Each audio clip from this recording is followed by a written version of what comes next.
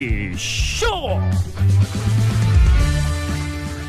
안녕하세요. 시대의 양심 마성의 중독성 대체 불가 정봉재 정치쇼 정봉주입니다. 자, 지금 이 시간 여러분이 가장 많이 찾아본 실시간 검색어, 자, 한강 결빙 가장 빨리 열었다 그러죠. 그리고 최순실 25년 구형, 우병우 구속 세 번째 영장 청구 만에 구속됐습니다. 영장 발부한 권순호 판사 이름도 검색어에 같이 올랐죠. 자, 이 중에 봉도사가 고른 오늘의 실시간 검색어는 공동 1등입니다. 최순실 25년, 우병우 구속. 자, 유튜의 프라이드, 대한민국의 프라이드가 살린 날, 살은 날입니다. 정봉재 정치쇼 1부 순서 들어가겠습니다. 자, 1부 뉴스. 자, 오늘의 뉴스 브리핑으로 시작합니다. 정상근 미디어 오늘 기자 자리하셨습니다. 네, 안녕하십니까. 미디어 오늘 정상근 기자입니다. 예, 정 기자님. 네. 돌발 질문. 돌발 질문이요? 네. 네. 시작하자마자 위기가. 제가 음악 MC를 하려고 그러거든요. 음악 MC요? 네. 네. 음악 앵커를 MC를 하려고 그러는데 잘하겠죠? 음악에 조예가 있으신가요? 없어요. 그렇기 때문에 잘하는 거예요. 음악에 조예가 없어서 오히려 그렇죠. 잘한다. 무지로부터 시작하는. 네. 무지로부터 다시 시작했잖아요. 우병우. 네? 우병우. 갑자기 우병우요? 그러면 사법고시 공부할 때의 그 아무것도 모르던 정신. 감옥은 처음 들어가 보잖아요. 처음 들어가죠. 그러면 네. 무지. 아무것도 모르기 때문에 우병우 감옥살이 잘할 것이다. 잘할 것이다. 예. 네. 이 적부심에서 풀려나는 거 아닌지 모르겠네요, 또. 적부심에서 풀려나면 이제 그 양반은 아니, 그러면 그거는 이제 있을 수 없는 일이죠. 네. 원래 잘 흔하지 않은 일이잖아요, 이런 일들이. 예를 들어 이렇게 되면 되죠. 모든 것의 진실을 싹 밝히는 거예요. 10일 동안. 네. 증언을 싹 하는 거야. 박근혜 전 대통령이 했던 일, 최순실이 했던 일, 난 최순실 알고 있었다 싹 하면 완벽하게 모든 증언을 다 했기 때문에 네. 사정 변경.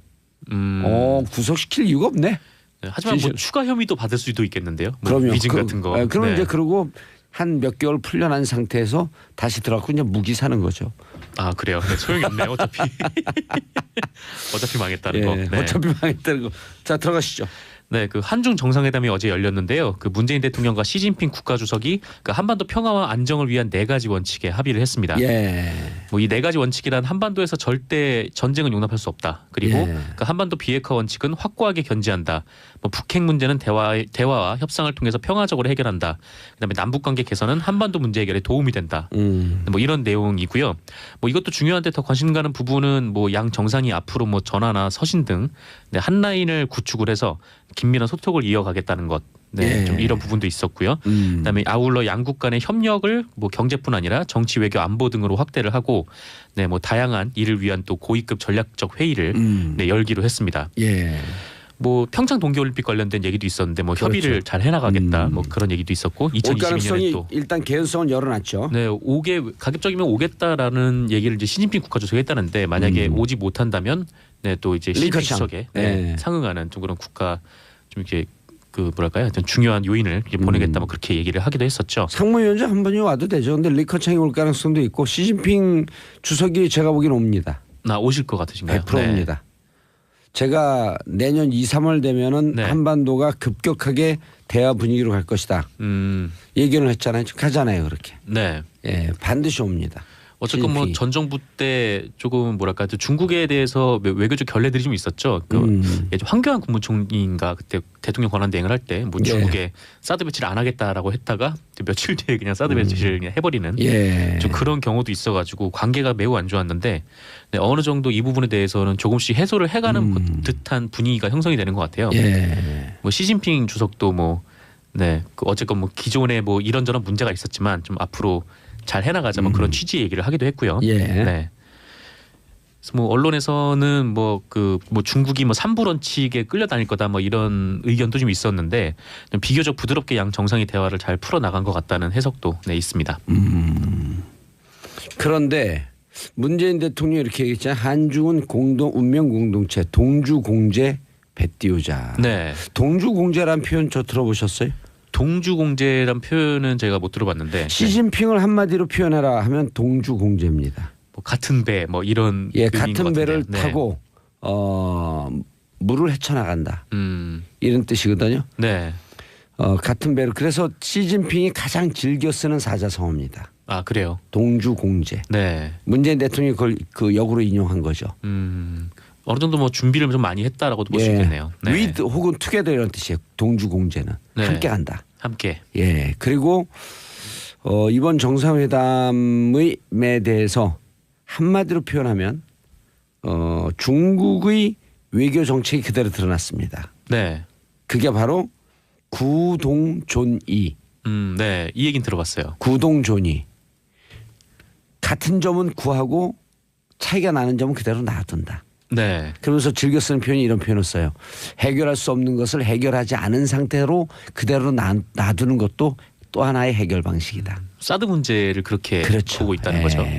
근데 그래서 이제 사드 문제 때문에 바짝 화가 나 있다가 네. 이제 너네 한미 관계 남북 관계 때문에 어쩔 수 없으니 더 이상 추가 백신하지 마라. 네. 그래서 일본하고도 계속 대화하면서 센카쿠 열도 갖고는 또 싸우잖아요. 네, 그렇죠. 늘 분쟁 지역 그냥 놔둬라. 근데 그거는 그것대로 이제 놔두고. 예. 네. 대만과도 원 차이나에 서로 주장해요. 네. 원 차이나. 구의 공식이라고 하는 표현이 있어요. 구의 공식. 92년도 홍콩에서만 나갔고 중국과 대만이 공동 인식을 했다. 아 그래서 920 구의 공식이에요. 사자성어도 했더니 예, 앞에가 구의 공식. 9위가 92년. 그냥 숫자 92. 네. 예.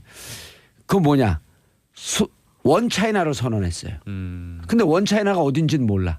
아 어딘지 모르는 예, 추억. 중국은 중국 가서 네. 원 차이나는 여기 본토다. 네. 대만은 대만 갖고 원 차이나는 대만이다. 그 유명한 주어가 없다라는. 그렇죠. 원 차이나. 네. 그러나 그걸 갖고 양쪽은 문제가 해결됐다 그래요. 왜?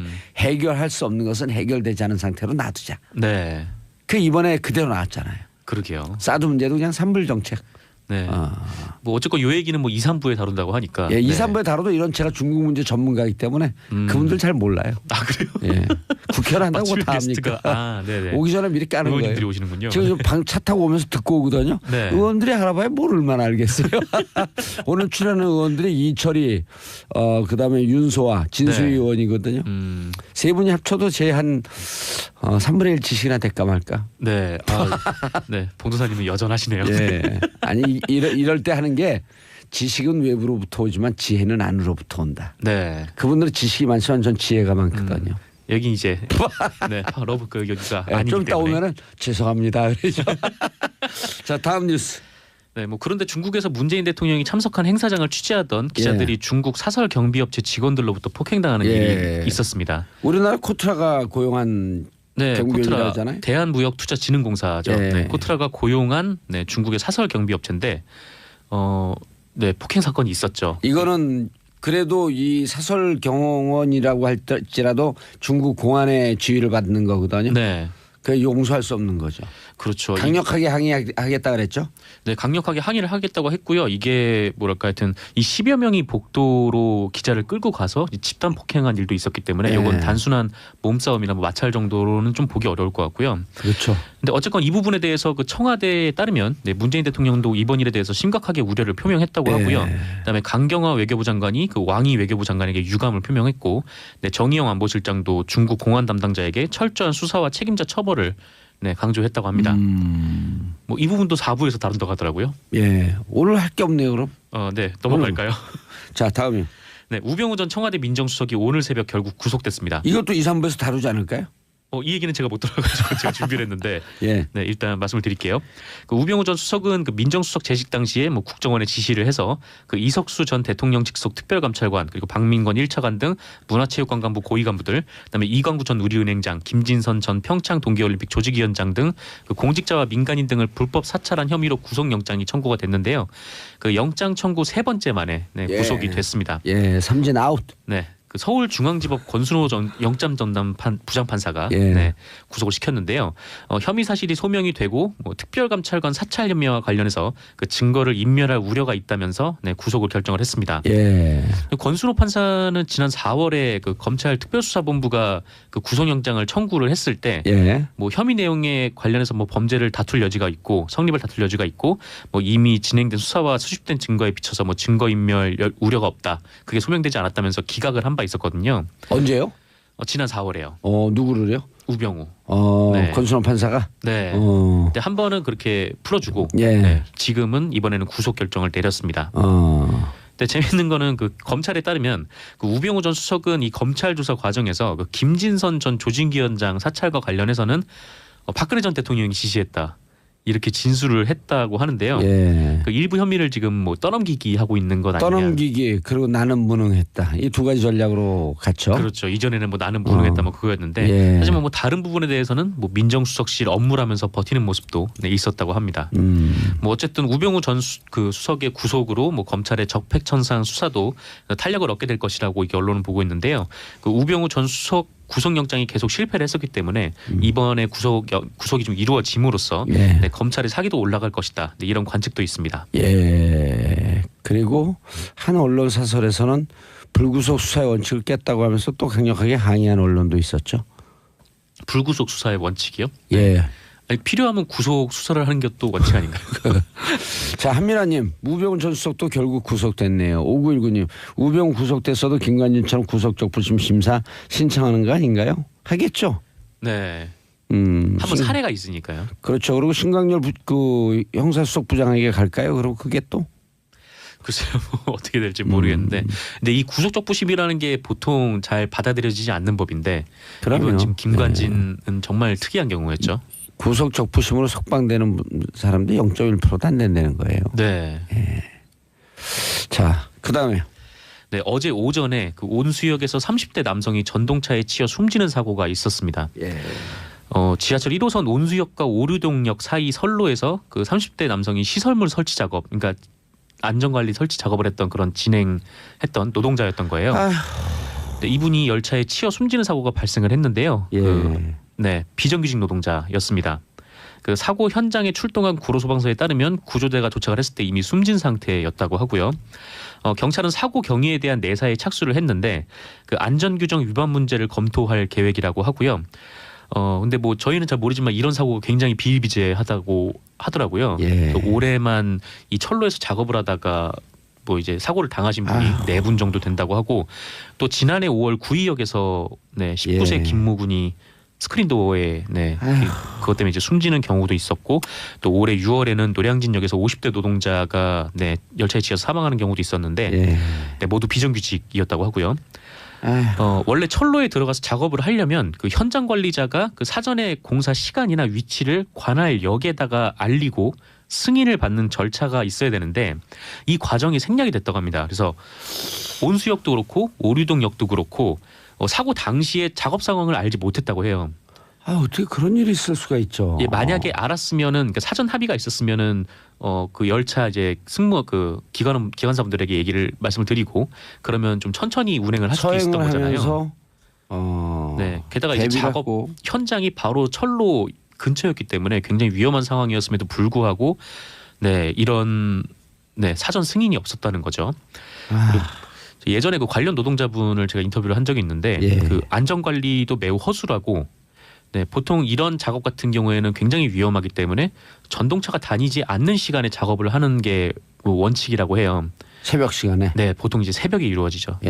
근데 이제 인력이나 그런 비용이 뭐 없다는 그런 이유로, 그러니까 열차가 다니는 시간에는 한 명이 저기서 안전 관리를 해야 되는데, 그러니까 열차가 온다라는 그걸 알려주고 대피를 시키고 그렇게 해야 되는데 뭐 그런 안전 요원이 없는 경우도 많다고 합니다. 그리고 또 정말 안타까운 거는 이런 사고를 당하신 분들이 계속 비정규직 분들이라는 거예요. 그러니까 이게 아주 험한 일은 비정규직 노동자들 데려다가 쓰고 임금 쥐꼬리만큼 주고. 그렇죠. 그러니까 뭐 코레일이나 이런 곳은 뭐 비용을 절감하겠다는 이유로 이렇게 외주 노동자들을 쓰는 경우가 있는데 이 굉장히 좀 안전 관리에는 소홀하다라는 얘기인 거죠. 게다가 또 이 비정규직 분들이 많다 보니까 이분들의 생명은 생명이 아닌가요?